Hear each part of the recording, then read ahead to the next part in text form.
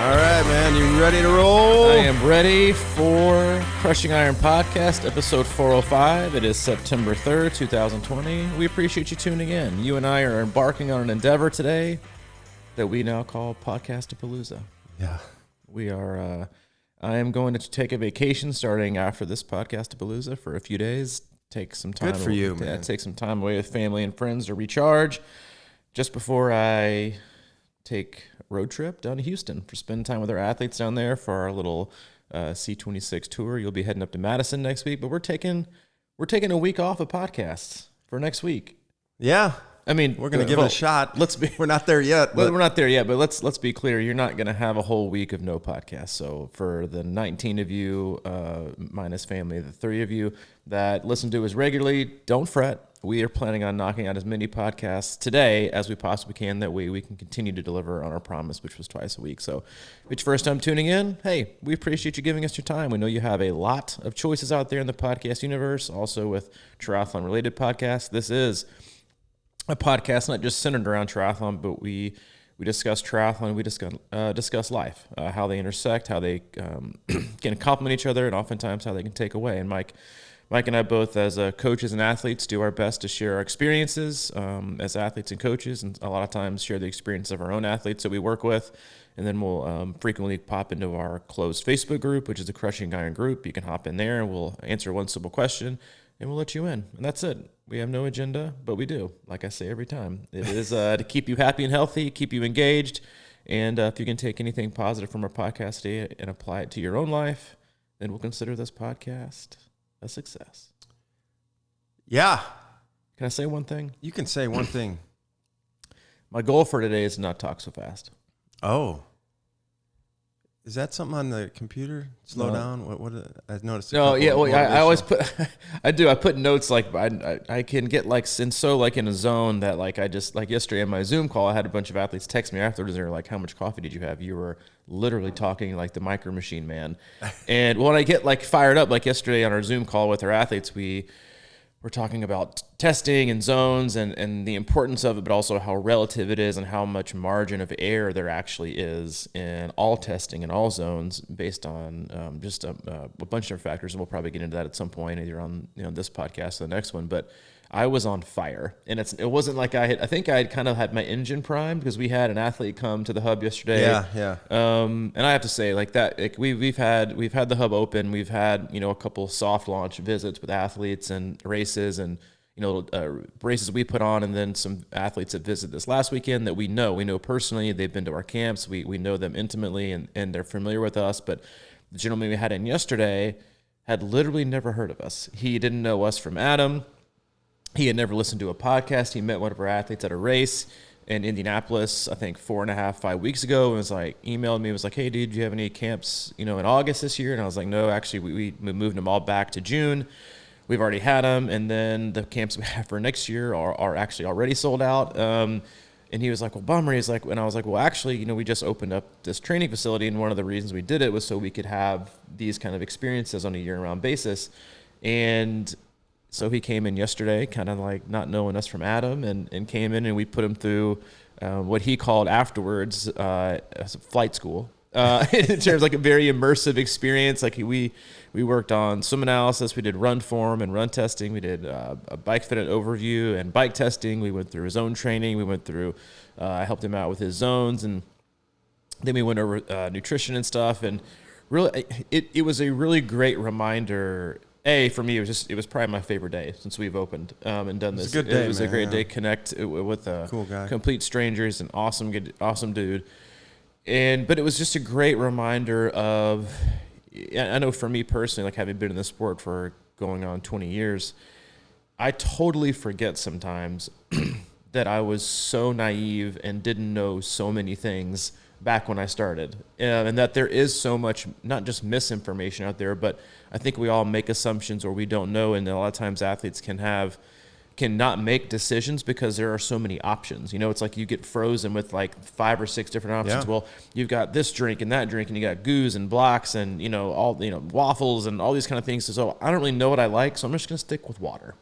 and then things get bad, right? And you end up, having a really bad day. Or, he was even talking, like, he told us a story about he didn't sleep the night before a race at all. Yeah. And was during the middle of a race, was on the bike and fell asleep while he was biking. Yeah. And it's funny now, but man. But he's fine. Like, we could laugh about it, but I was like, dude, like, we went through this 4.5, 5 hour experience, like going through all like the nooks and crannies of triathlon and training and how to set you up for success. And then I like started to open up and talk to him about fueling and nutrition. And then he told us a story about not sleeping at all before the race. And he was at like mile 30. It wasn't like mile 1. It was like mile 30 of the bike. And all of a sudden he just like fell asleep and went out. And I was like, all right, well, scratch everything that I said.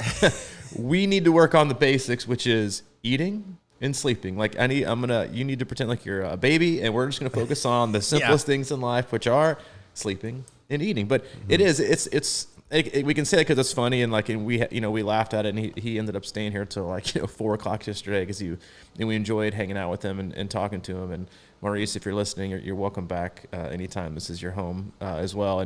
But it was just a great reminder of how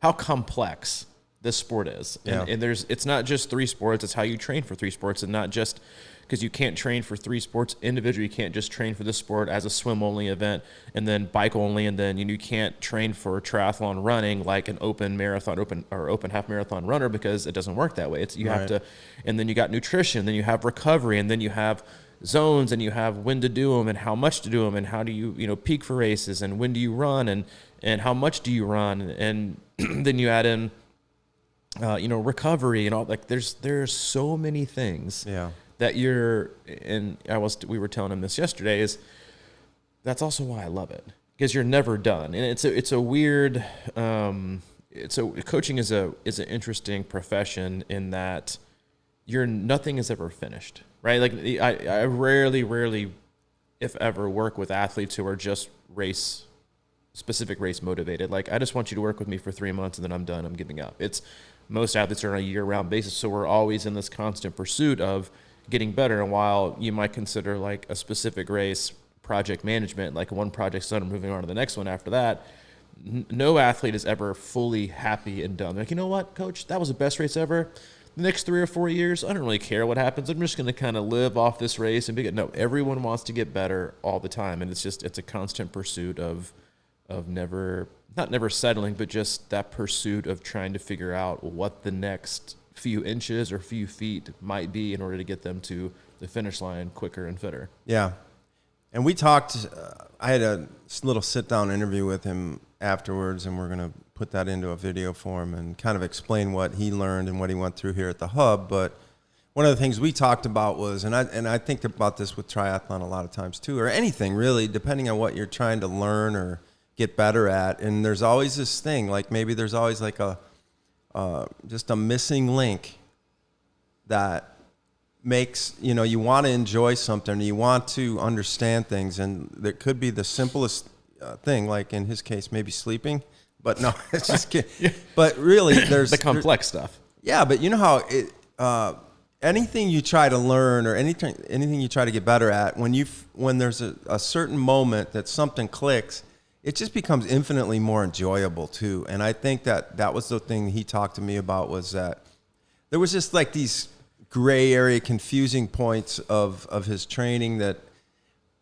he knew he loved the sport at the core. And then, like for example, I think in his case, maybe he was training out of his zones and he thought he had zones, and now he's reset those through some testing with you. And I think it's going to make the whole process more enjoyable. And that's a real easy thing for somebody that's new to the sport or been in the sport a while, that's kind of set in their ways and they can't figure it out. It's like you're saying, it is a 3-sport plus nutrition and recovery and all these other things. And, for me, it would almost be like if I could ever figure out my hamstring issue, you know what I mean? Like that would make this sport infinitely more enjoyable. But it's still that, that's still part of the fun in a way. It's like, all right, let's, I know I've got a lot of this stuff down, but there's still a few things missing. And I think that those, no matter how deep you get in, there's always going to be those layers that, there's another layer. I always talk about drumming, man. You never get done with drumming. I mean, there's always like, you can break any beat into infinite amounts of beats, and to master infinity is like, good luck. Yeah. So I think that's sort of what it is too in triathlon. It's like there's always something, and if you can take,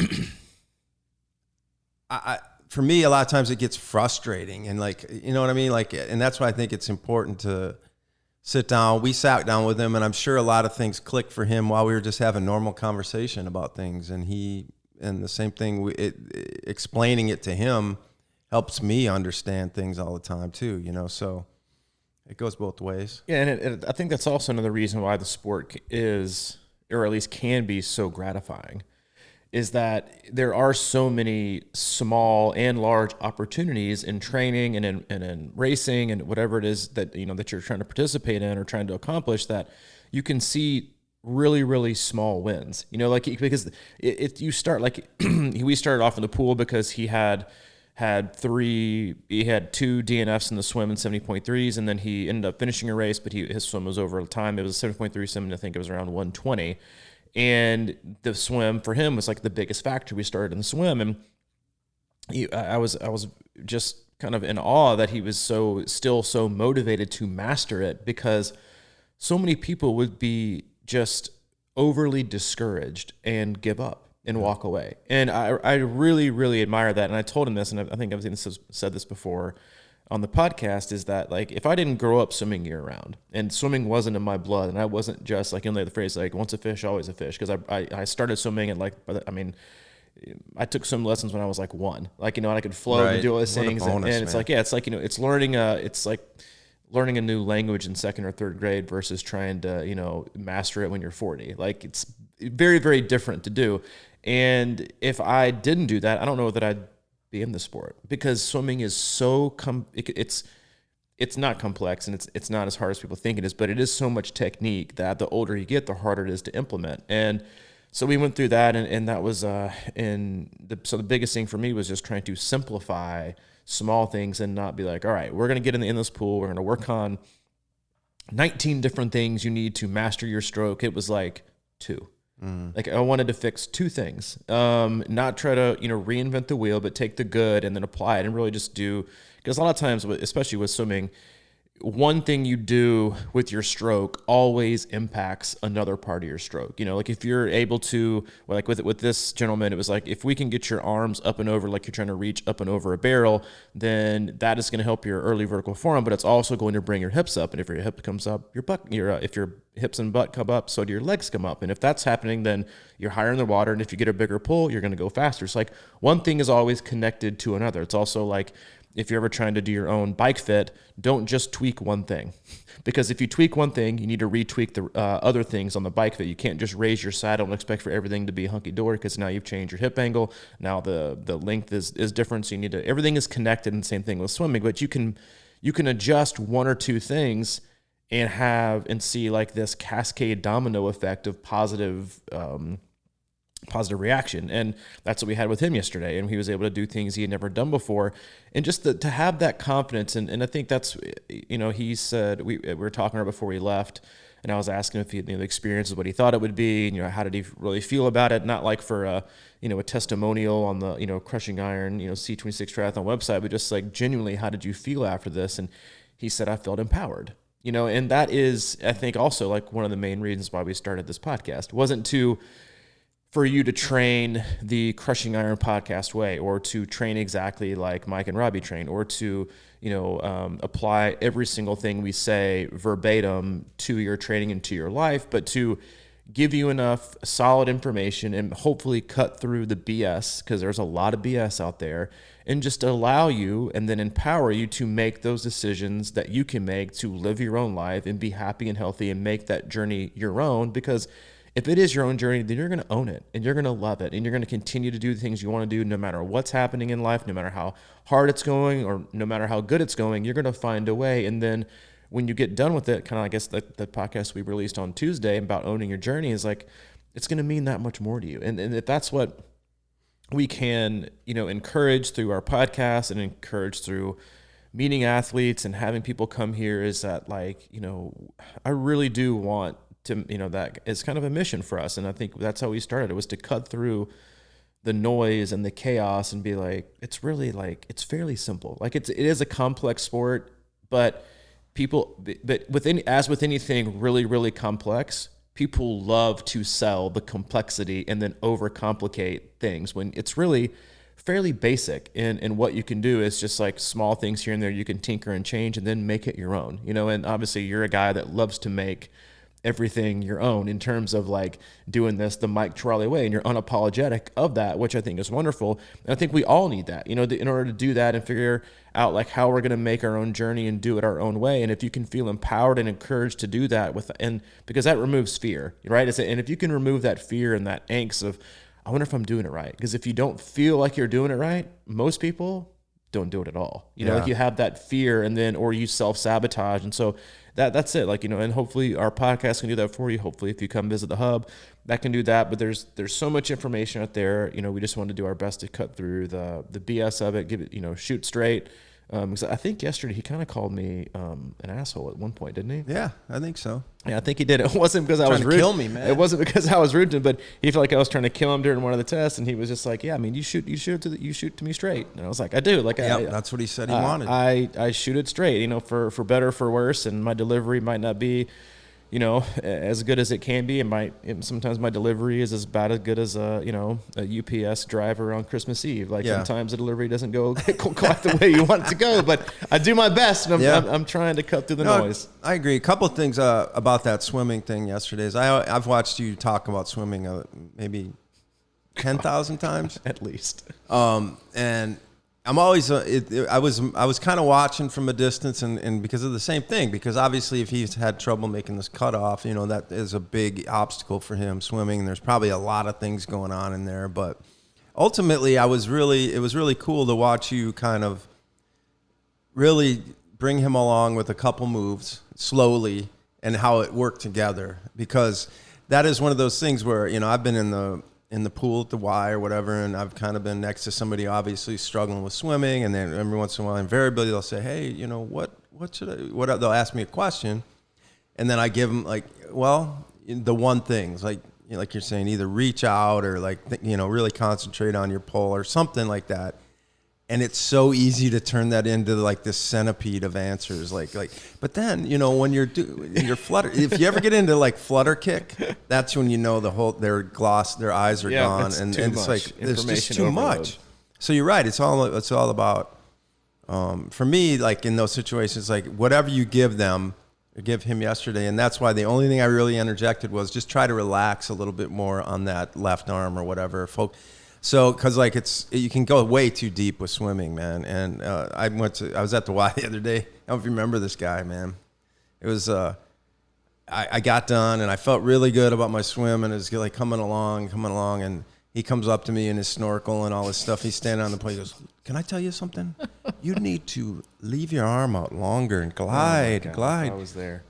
Remember that guy? I mean, I don't know if I. So this is like the third time he's come up to me with this, and I go, "Oh boy!" It's the same guy, and this is over a year span that he's come back to me with the same thing, and I'm like, "Dude, get in, let's just race right now." He goes, "Oh, I'm sorry." I go, anyway. So rule number 74: I'm not taking advice from a dude with the snorkel. Well, yeah, and then it's like so petty. I'm like, all right, and then I was done, so I got out and I kind of hit my watch when he started, and I was like, timed him, and he wasn't too bad really, but yeah, he was definitely doing total immersion style. Petty. Yeah, swimming. It is swimming. That's, and I was explaining this to him yesterday. I've gone down this rabbit hole before on the 7 different How to Not Suck at Swimming podcasts, that we do, and that is, I think, one of the biggest obstacles that so many triathletes have, is that when you come into the sport so late, there are very, very easy entry level ways that are comfortable and that I admire of getting athletes just in the water and comfortable, right? And feeling, because swimming in open water can be a very intimidating thing for most people. And you want to remove that layer of intimidation and fear and anxiety. And so if you can get them in the water by feeling in control and swimming very easy and very soft, you're slowing their breathing down, you're slowing everything down to where it feels very, very slow and rhythmic, and that they're moving through the water and everything is calm and, I feel in control. And then you drop them in the middle of the ocean and they're like, what the heck's going on right now? This is not, I don't know how to deal with this. And that's what swimming is. And so you have to kind of unlearn how you've become comfortable in the water. That's what I was going through yesterday with him. But yeah, I mean, like I could, you've seen me work with swimmers for, hundreds and hundreds of times. And to be honest, if I could do that all day, every day, that's what I would do. I love, there's nothing more in life that I love than working with people in the pool, especially in triathlon, because it is the hardest one of the three for most athletes. And it's how you start your day. And it's the one that sets the most amount of fear in athletes to get through. And I love having the opportunity to be a part of reworking that puzzle to, because he was even saying, like, if you break it down into, because I also love hearing he won me over when he was like, dude, the swim's so important. I was like, that's right, it is. I love you. I was like, preach, buddy. But I was like, if you think about it, like from a guy who's swimming a 120, right, in a 70.3, and if he, he's, and I was like, that's around 250, 252 pace. And I was like, just think, if you can get that down, because yesterday he was swimming in the 140s and the 150s for minutes and minutes and minutes in the endless pool. And I was like, dude, just think if you can take 35 minutes off your 70.3 time and come out of the water feeling fresh. That is, if you're a 19, 20 mile an hour cyclist, that's 10 miles on the bike. That the new version of you is down the road versus the old version of you, the swimmer, is just getting out of the water. Or that's over 3 miles on your way to the half marathon, into the half marathon with a guy that runs 10-minute pace.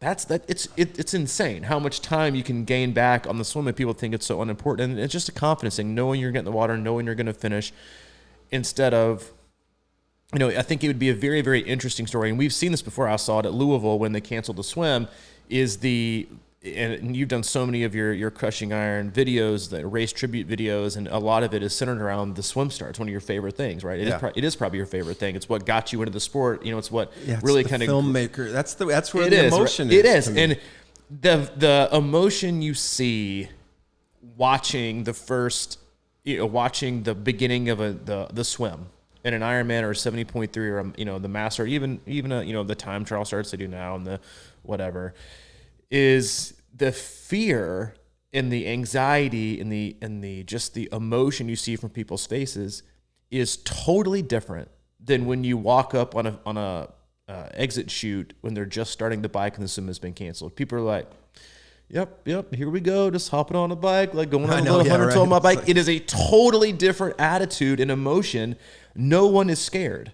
No one is fearful. It's like, gonna do a little bike ride, gonna do a little run. That's what we're doing. And then the swim, people are like, I'm not talking to you. I'm in my zone right now. Like I gotta focus. It's such an important piece because it is first.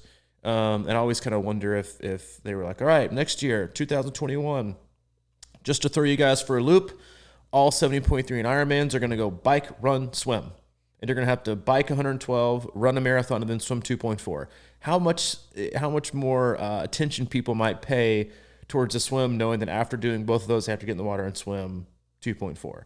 But yeah, we're going down a huge rabbit hole already. Because when you mention swimming, I just kind of go off. But I know that's good. I think I love it, and it's my goal, man. I know it is. Well, because in his case, obviously he has a swim fear for different reasons because he hasn't gotten through it a couple times and whatever yesterday. But then for everyone else, it's like, man, it's like we talk about eliminating that as an issue almost. It's like getting out of the water, like you're saying, fresh, confident, and ready to go.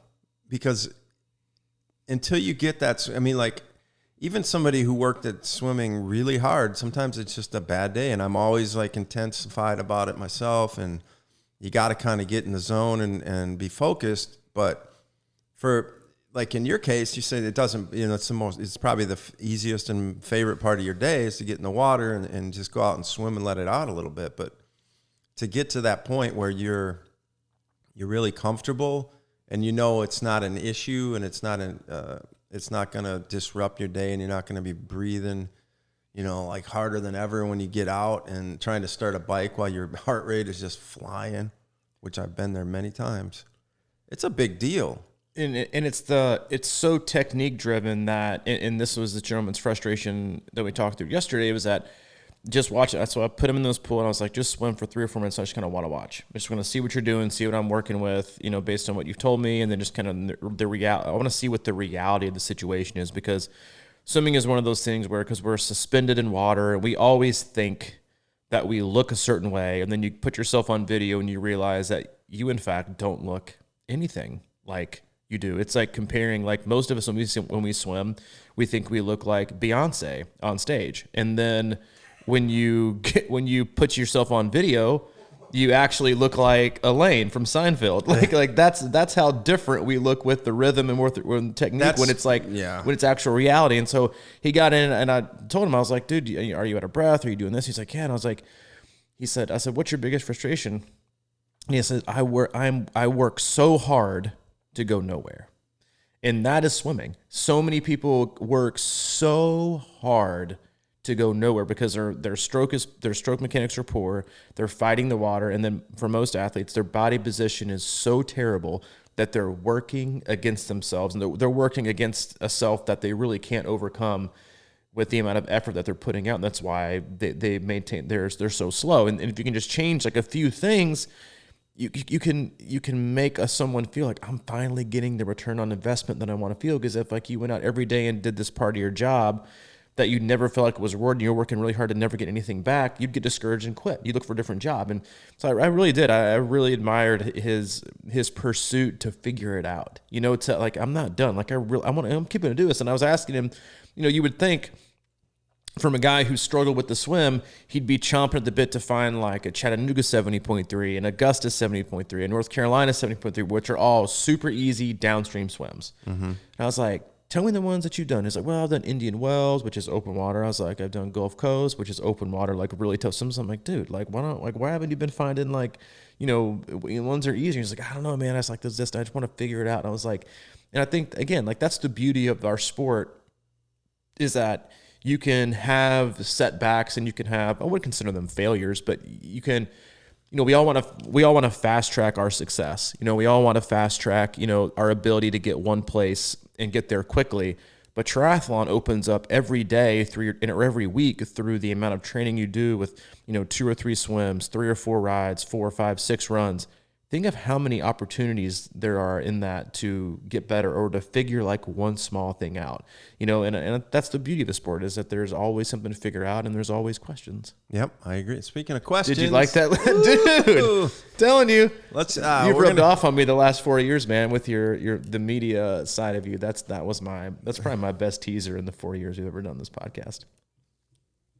Pretty good. So should we get into? I think you should. So we have embarked on, as if you've seen us on video, and obviously if you've been listening to us the last 2 or 3 weeks, you've noticed hopefully an uptick in quality, which I do have to say, like, I didn't know that I sounded so terrible. Not that I sound great now, but people are like, you don't even sound like the same you with your new mic. And I said it's been apparent that the last 3.5 years that Mike has been downplaying how terrible I sound on the podcast, because he sounds like, the smoothest silk, guy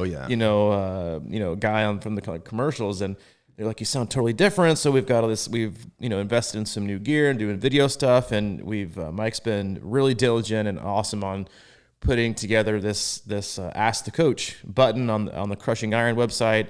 And we've had a few callers come in and ask questions. And so I think we actually can do one of those. All right, well, let's go to Harry in Pittsburgh, Pennsylvania with the question of. Yeah, keep talking. And so we're going to actually try that out today. This is going to be our beta test. And I have not read any of these questions or listened to them. So they're all going to be, Mike sent me an email and gave me a list if I want to do my homework, but I like getting the raw questions and answering like right off the bat and what I'm actually feeling instead of, taking my time to research. Let's see how it works. Hello, I'm Sebastian Kienle. I'm coming to you saying the Crossing Iron podcast is one of the best, and I listen to it all the time here in Germany and with my friends Jan Frodeno and All right, CC Winovich. that didn't work. That was our friend Sebastian Kienle. Sebastian, that's a little endorsement for the podcast. All right, here's a call from, this should be from Drew. Let's see what happens. Hi, guys. My name is Drew, coming to you from Indianapolis, Indiana.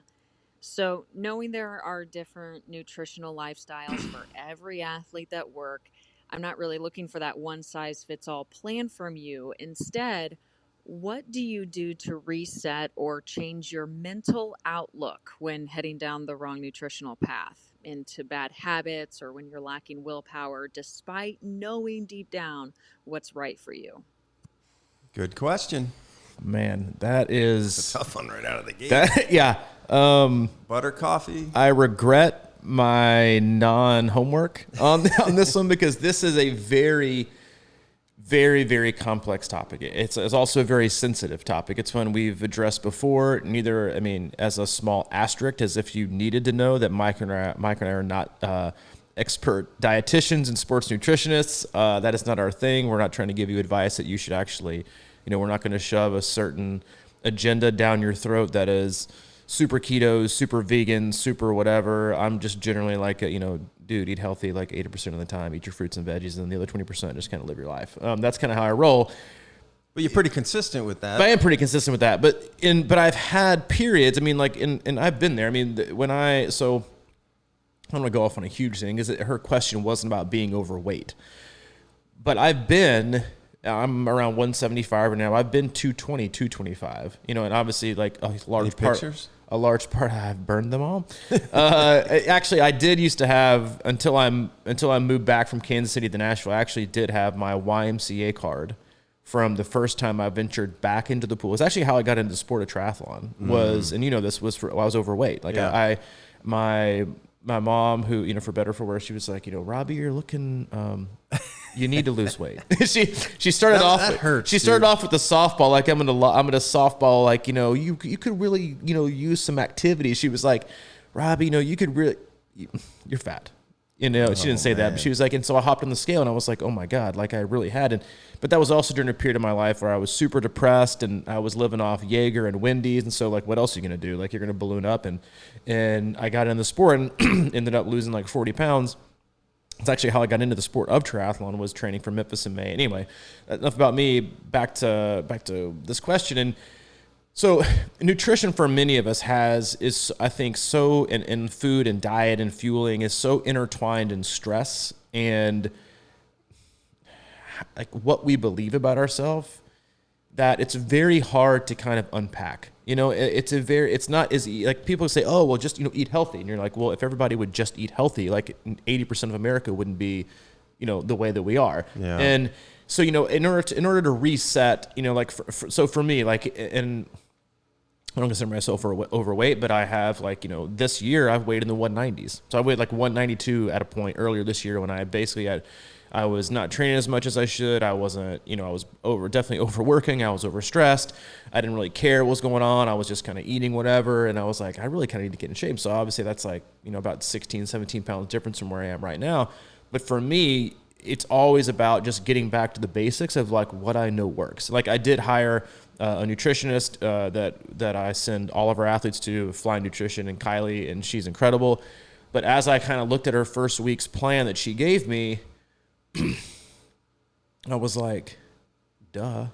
Like, really? Yeah, I was like, this is the way that the way I got to start, the way I started losing weight. And again, every body is different. Everybody has different things that work for them. And, I'm not going to keep prefacing everything I do with that, but everybody is different. Like, and everybody needs different things. But for me, the best thing that has always worked for me is doing something that's low in fat, like not a bunch of like, which me is my favorite. As you saw, like Saturday night, I'm like throwing 19 ribeyes on the grill and like, let's do this.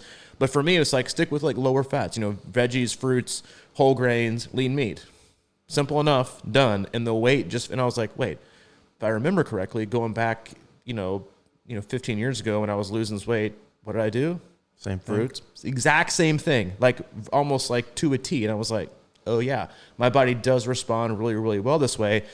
And also for me, I mean, you know this, like you're a cookie guy. I'm more of a eat a cake guy and like in a Reese's peanut butter chocolate guy. Like, you know, I like my sweets just like anybody else. And for me, it's about, and I think this is most people, it's about it's about my relationship with the food and why. Because if my relationship with food is good, then I can have one scoop of ice cream. If my relationship with food and my stress level and what I'm really trying to, it's like, what are you trying to accomplish when you eat? Is it feeling good for 25 seconds, you know, while you scarf down 2 scoops of ice cream with hot fudge and sprinkles?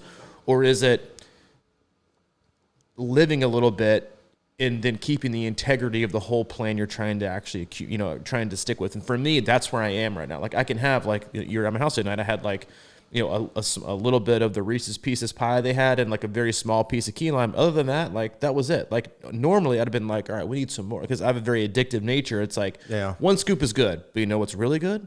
2 scoops. Or you know what's 6. Better than just 2 scoops? A whole gallon. Yeah. And I can go down that road. Yeah. No, I think that's totally it. Honestly, the first thing that came to my mind with that question was, if I'm really kind of trying to, if I'm out of control a little bit, or I feel like my diet's going the wrong way, first thing I think about is, am I getting enough sleep? Because what happens is, like, you've seen that a lot of times unhealthy people or people that may be getting overweight or whatever, it a lot of times ties back to your sleep. Because if you don't have enough sleep, the minute you get up, you're looking for fuel, so you're always trying to grab that quick fuel and things like that, and it sort of creates a bad spiral throughout the day. And we always talk about, like, you know, I think that first meal, the diet or your breakfast or whatever, kind of sets the tone. And the first things you put in your body sets the tone. And if you have a solid, you know, energy build going on throughout the day, that works. But if you're sleep deprived, I think it's very difficult to find that reset or to be solid with that. And the second thing is, like, when you talk about cookies and desserts and things like that, the one thing that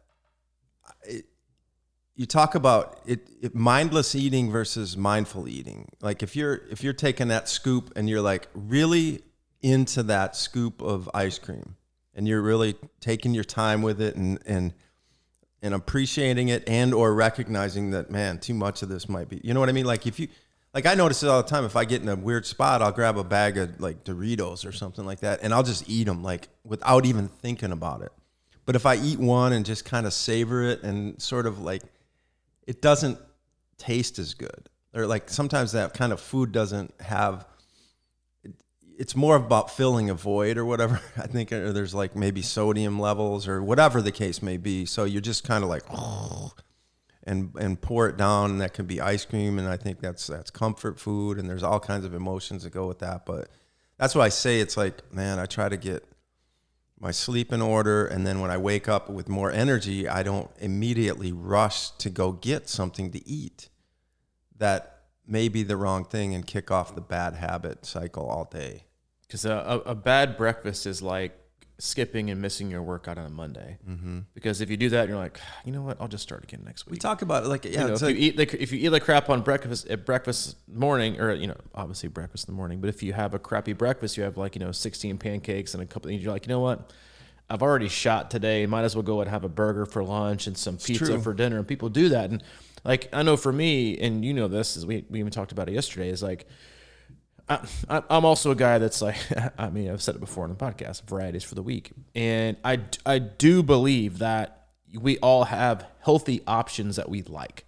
And I think when you're starting down that road, everyone's, oh, we need to implement all these extra veggies and all these extra fruits into your life. And all these, like, for me, like, I know what I like and what I don't like. And I know in order for me to at least gain momentum down the road of choosing better food choices and having better relationship with food and making better overall choices, that I need to stick with what I know and limit my excuses for, I don't really want this right now. I need to at least give myself like, and so I told Kylie, I said, listen, I'm a guy that is perfectly fine with the same breakfast all 7 days this week. give me 2 lunches max, and then, maybe 3 or 4 dinners max. I don't need variety. I need to know that I can do it. I need to know that I'm going to like it, because then I can stick to it.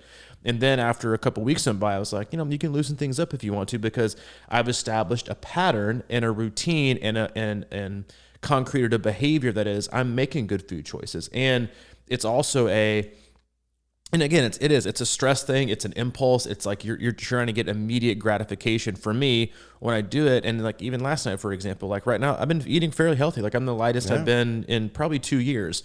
And it's not that I'm not going out and eating like crapping. Like I grilled out steaks, and we had other things at dinner at my house, and a little bit of Reese's pie and a small piece of key lime. And last night I went to Edley's, but instead of having like my usual half rack of ribs with French fries and cornbread and banana pudding, I had 8 wings and a side of potato salad, which was to me a huge win, because I normally would have gone. There it is. Like that's a win. Like for me, that's a huge win, because it was I'm going to exercise my ability to be flexible and still enjoy myself and not feel constrained by feeling like I'm penalizing myself and just getting like a side salad with, lean turkey on it. Like I still want to enjoy myself. And so I think that's it. It's like finding that happy medium of acceptance of this is also okay. I'm not going to feel guilty for having wings, but I'm also not going to overindulge and go down that path of screw it. I'm having all the ribs and all the fries and all the potato salad. And then I'm going next door to get,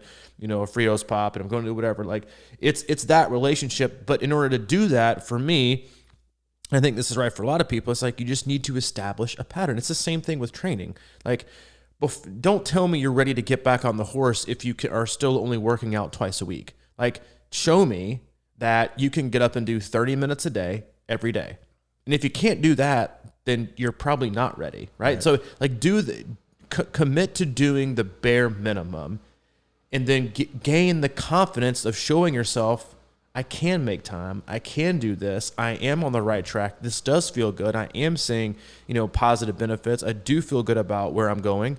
Let's do some more. Instead of like, people do these like elimination diets and a lot of that's for allergies and stuff, but like people will go all in on a diet, and it's like, oh, that's like the 4th or 5th one I've seen you on just this year, because you go all in and give up these things, then things change. And again, like, diet is like almost more polarizing than religion and politics for some people. But for me, it's like, just like, it's about relationship. It's about stress. And it's about understanding, like, are you fueling your body to work the way you want it to work when you're asking the things you're going to ask of it, like with training. And that's a huge conversational piece, is you cannot expect to go out the next morning and do a long ride and have, go off, 5 glasses of wine and 17 bottomless chips and salsa and 19 pieces of carrot cake. That's probably not going to feel the best. And then you're going to feel terrible about yourself. And what you're probably going to do is like, well, I'm going to eat nothing. Everyone goes to like the extremes, like, I really overate yesterday, so today I'm not going to eat anything. And then what happens is you get so hungry at dinner time, and you have such like a sugar crash. What do? You're like, I've got to eat something. So you just start pounding like the Doritos or whatever, and you overcompensate. It's about just staying even, play with what works for you, but also dig back and look at even just period. Like mine was like 15 years ago, finding a period of your life, if you've gone through this before, of just small things with no variety that work, and then establish that pattern and that relationship, because then when you do that, you can withstand some of the cravings and the urges you might have to do this, and you can battle making better choices when you are overstressed or you haven't gotten enough sleep, because those are very challenging things to do. Mm-hmm. And a lot of times for me, it's just sort of like, I think the idea of just slowing down when you eat matters, because it's, chewing your food, really being into that moment. I think it fills you up more. It psychologically slows everything down. It's like, because if you're in a bad groove, like I get into all the time, and I just plow down stuff, it's like you're just filling something you don't even realize you're trying to fill. And it's more psychological a lot of times, I think. So if you, no matter what it is, if you slow down that process and really immerse yourself in whatever it is you're eating, I think you won't eat as much.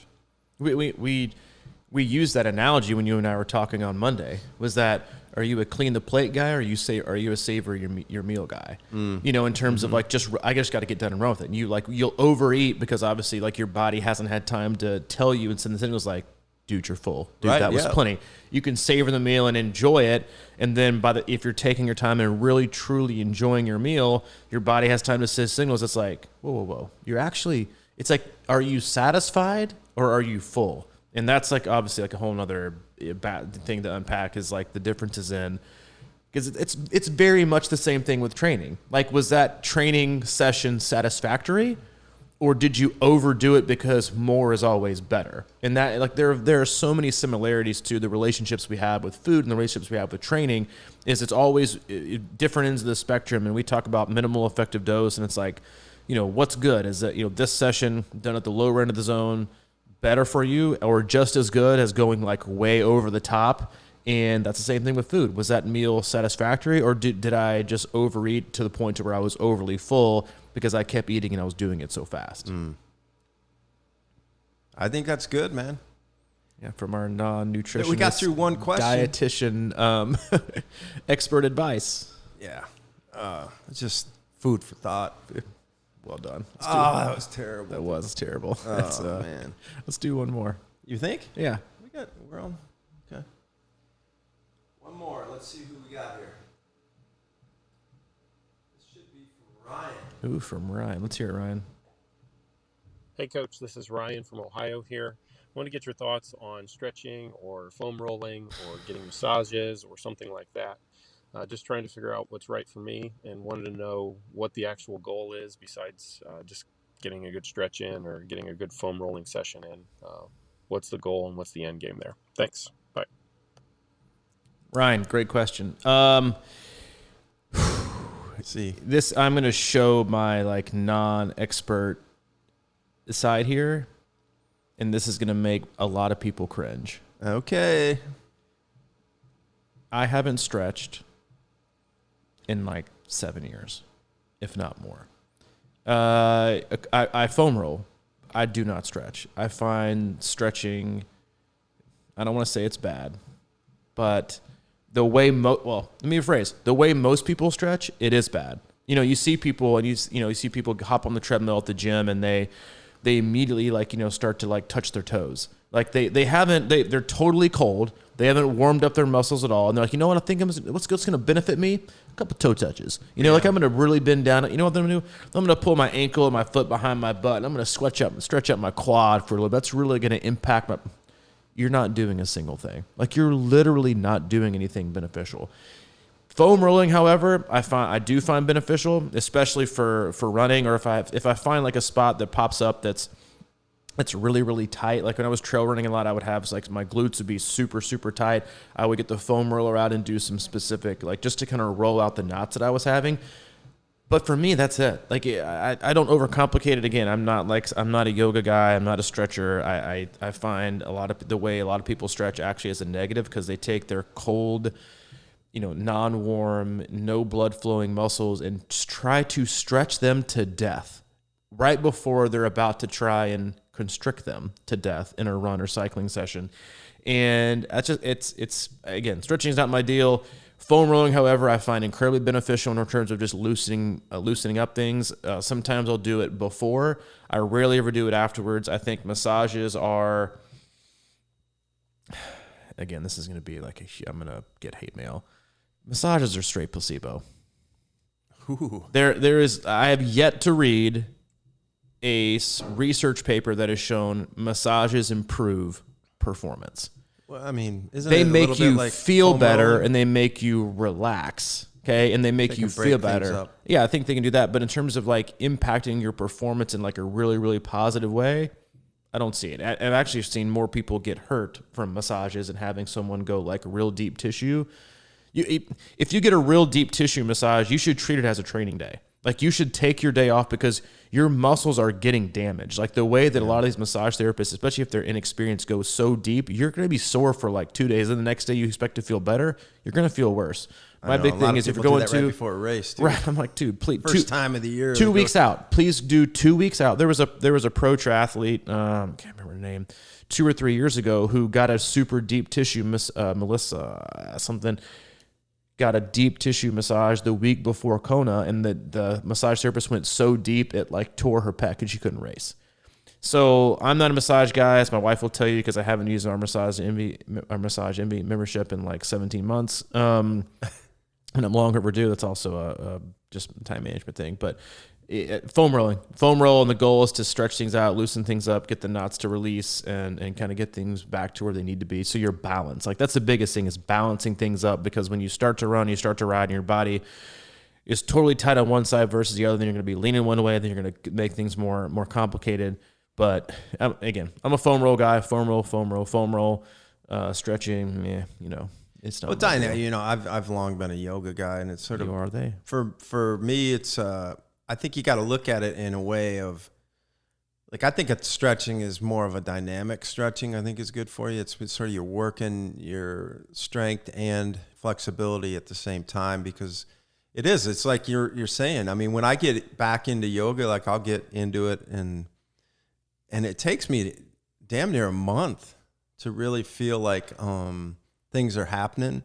So that's my point, is I think it's just like training in that way too, where if you're out of shape or you're not in yoga shape or whatever, it's going to take you a while, and you need to go really slow, because like the first thing we can do is go to a yoga class and be like, yeah, I haven't done this in a while, I feel pretty good. And the next thing you know, you're overstretching.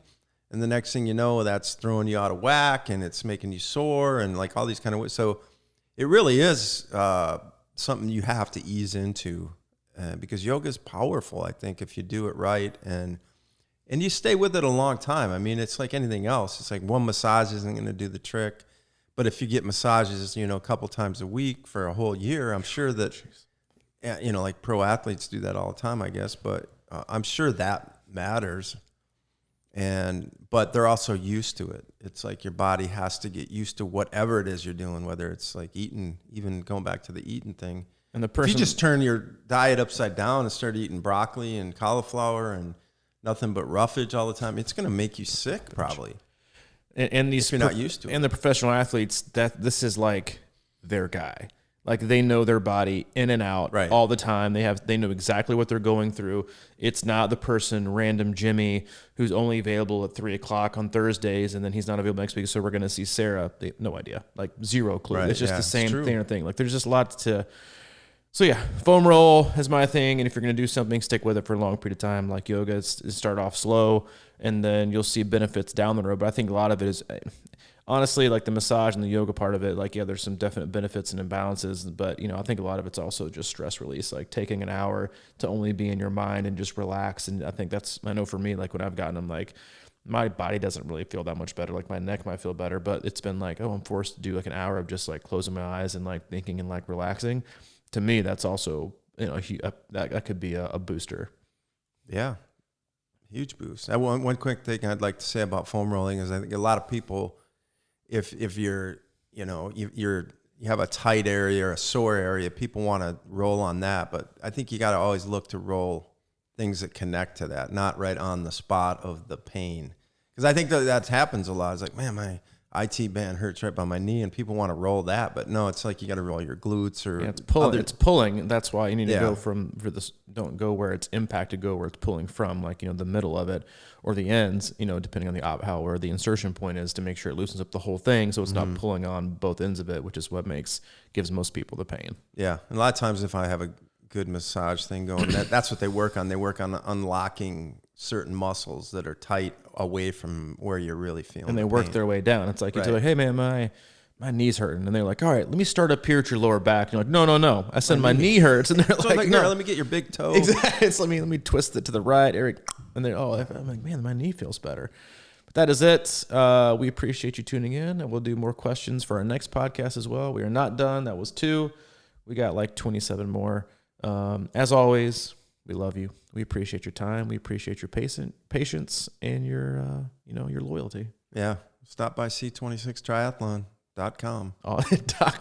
That was our marketing plug for all things coaching, camps, and community. If you have any questions, comments, concerns, take your concerns to Mike, crushingiron@gmail.com. If you have anything else, any of your concerns, I might hate on stretching, you can reach out to me, C26coach@gmail.com. All right, buddy. See ya. See you, dude.